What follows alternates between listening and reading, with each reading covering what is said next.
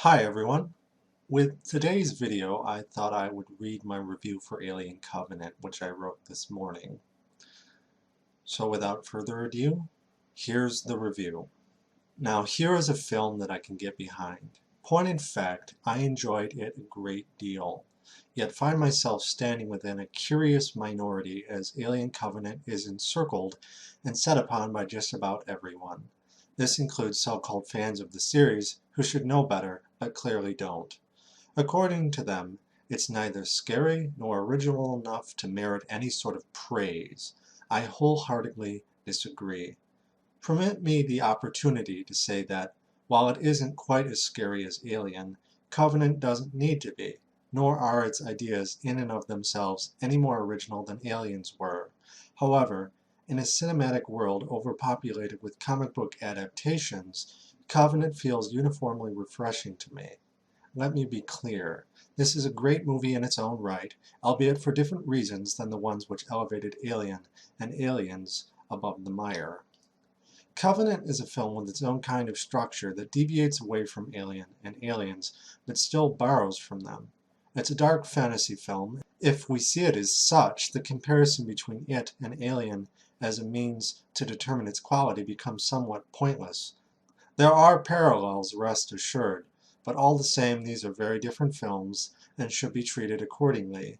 Would you compare Jeremy Saulnier's Blue Ruin to The Wizard of Oz to determine if the former were a good movie?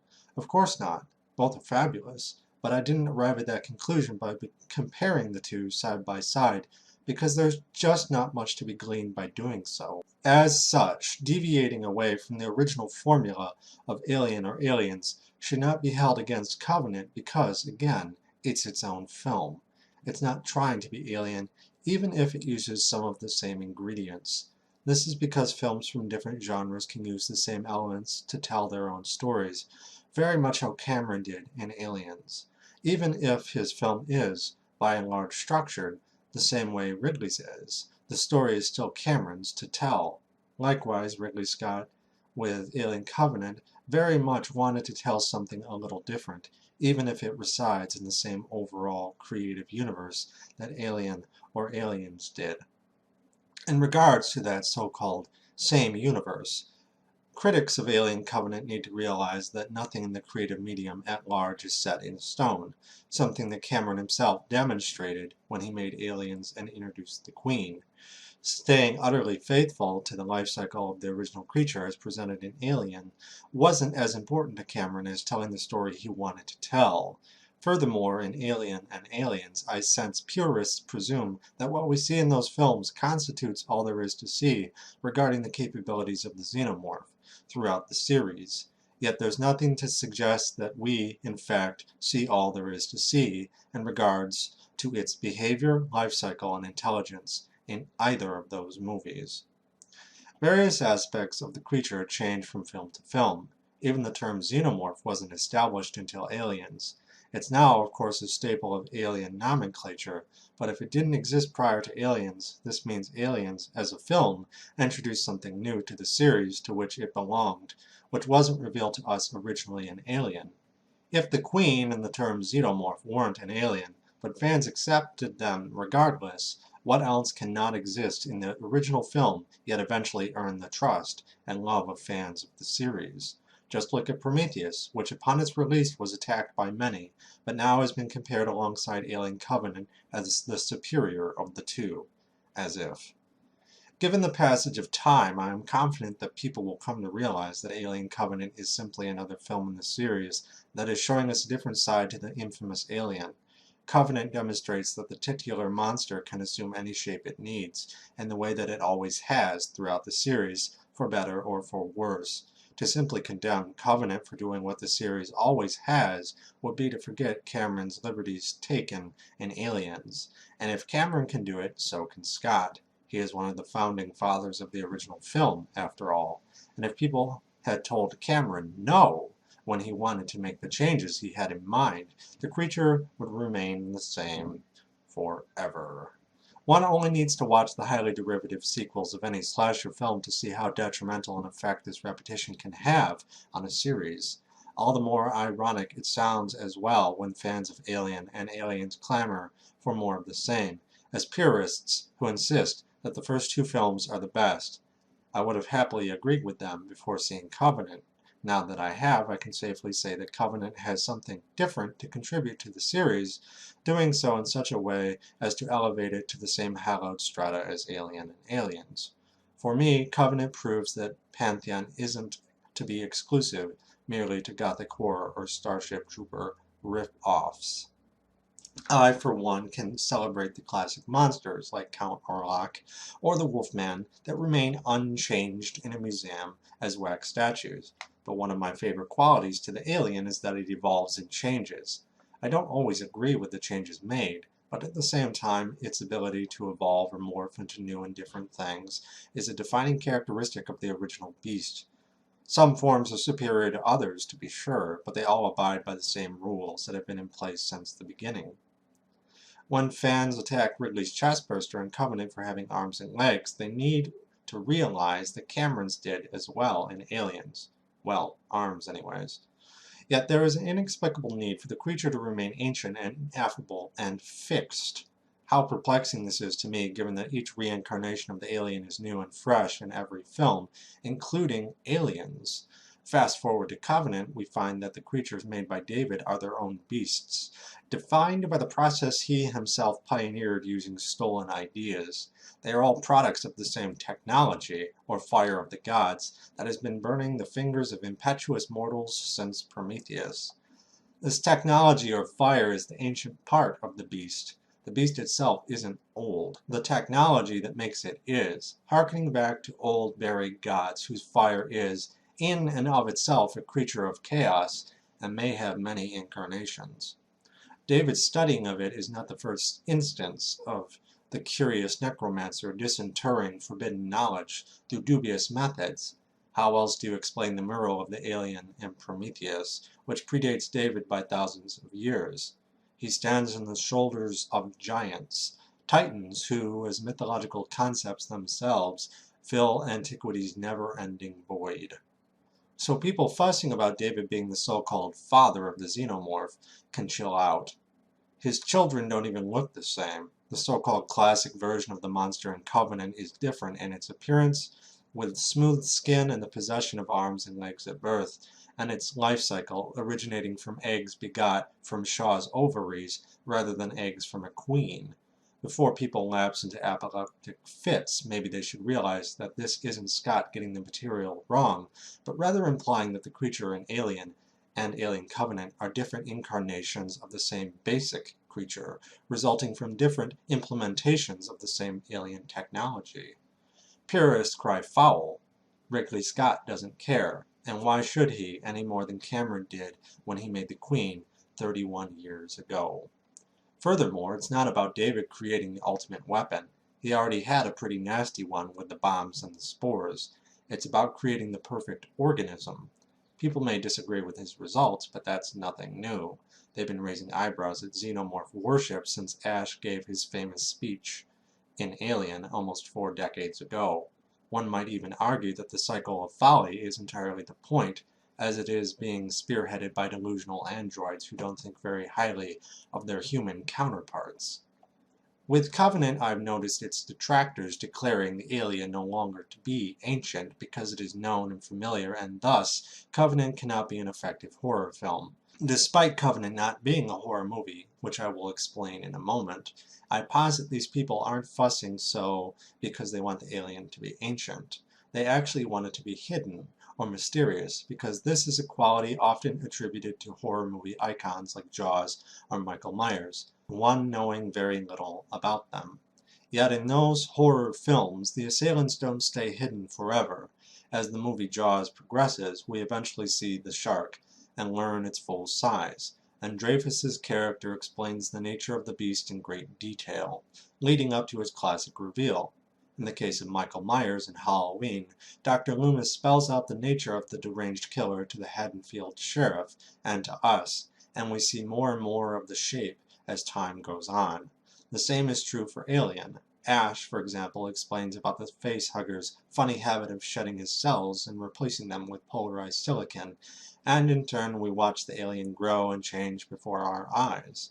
All these examples come from horror films, and there's more to them than simply hiding their villains. According to Quint, sharks have doll's eyes, and Meyer's eyes, according to Loomis, are the blackest, like the devil's. In them there remains an elemental quality of fear akin to the uncanny, like a doll where something is both familiar and off, confusing the brain. There are many things at work in regards to scaring people, least of all a monster's origins. Thus, why Rob Zombie's film failed to work as far as a horror film was concerned when he explored Michael Myers' origins. But people need to remember that the origins explored in Covenant are meant to be treated as food for thought, not nightmare fuel. Symbolically, they serve as fire of the gods in the Promethean tradition. The goal of the film is different as a result. This is because Covenant is a dark fantasy film, not a horror film. If it were trying to be a horror film and nothing else, then I would happily use that rubric when examining it. It is not that kind of film, though. Therefore, its structure is permitted to change. Alas, if only people less forgiving than myself could change their expectations going in, they might see it for what it is, rather than condemn it for being what it isn't. To quote William Blake, if the doors of perception were cleansed, everything would appear to man as it is, infinite, for man has closed himself up till he sees all things through narrow chinks of his cavern. In regards to Covenant and the misplaced ire being directed at it from all sides, I feel as though it is being delivered by critics who have closed themselves up. This being said, Alien Covenant is not a perfect film, but doesn't need to be. As is the case with Alien and Aliens, flaws are to be expected in any film. For me, Covenants do not prevent it from being enjoyable, as it has many strengths, including tight pacing, consistent tone, and a peerless visual style that rivals anything else Scott has ever done. I say this as an avid fan who enjoys most of his films. However, there are one or two caveats worth mentioning. For one, the third act of the film switches gears, moving into the territory of Alien. I do not object to it doing this, provided it does it right. Alas, so much feels left out on the cutting room floor here, that it makes what did make it into the theatrical cut feel skeletal. Nothing a director's cut can fix, which Scott has demonstrated in the past he is more than capable of doing. Up until this point, however, I thought the pacing in Covenant was fine. Likewise, I enjoyed the characters Daniels, Walter, Orem, and David, who felt the most fleshed out. I especially loved the interactions between David and Walter's relationship with Daniels, protecting her out of duty in a very similar fashion to how the T-800 in Terminator 2 protected John Connor. Secondary characters like Lope, I felt, would have benefited from more introductory material. While there is a subtlety in the moment when Lope clutches the hand of his dead comrade, where we see the latter's wedding band very clearly in the shot, perhaps it's a little too fleeting an insinuation to expect us to respond emotionally the way perhaps Scott wants us to. If the aim were to get us more invested in the individual demises of the crew, I would suggest additional material to give the deaths of certain characters more heft. Yet making changes could also interfere with the pacing of the film, given its agenda. It requires us to ask, what is the point of this movie? One must realize that Covenant's structure is to begin in medias res, in the midst of things, akin to Milton's Paradise Lost. As such, it has more on its mind than us bonding with certain human characters, which is simply not the point. So if this is not the point, then why penalize the film for it? Instead, the humans who die in Covenant are but grist for the mill, and the film's overall focus is a dark fantasy fixated on things larger than ourselves. Here, death serves an altogether different purpose than catharsis, to remind us of our mortality when death sharpens his sickle and goes to work. To hold Covenant accountable for failing to use death to make us care about the human cast would be to miss its true aim, which is to illustrate how insignificant we are in the face of things mightier than ourselves, to be crushed underfoot by indifferent entities, even if those are, in turn, the byproducts of our own hubris. The dubious mantle of godhood is handed down from father to son in violent patricidal succession, one to the next. Ascended, the next poor player struts his hour upon the stage, to be heard no more. In Covenant, David's hour is at hand, and whilst it is full of sound and fury, it certainly doesn't signify nothing. There's much to be gleaned if we let the scales fall from our eyes and stop trying to classify Covenant as a horror film, akin to telling a fish that it is stupid because it cannot climb a tree, and celebrate it for what it actually is. All the great legends have a monster at their core: the manticore, the dragon, the minotaur, the chimera. Covenant brings back the acid-bleeding alien, and I enjoyed his time on screen, as brief as it was. Had he been allowed more time to make his appearance, especially in the third act, it perhaps would have granted those scenes more impact. Alas, most of the development in regards to tension caters to the new class of alien, the xenomorph. I simply love these guys. Something about their featureless faces spoke to the uncanny in the same sense as Jaws' doll-like eyes or Michael Myers' mask.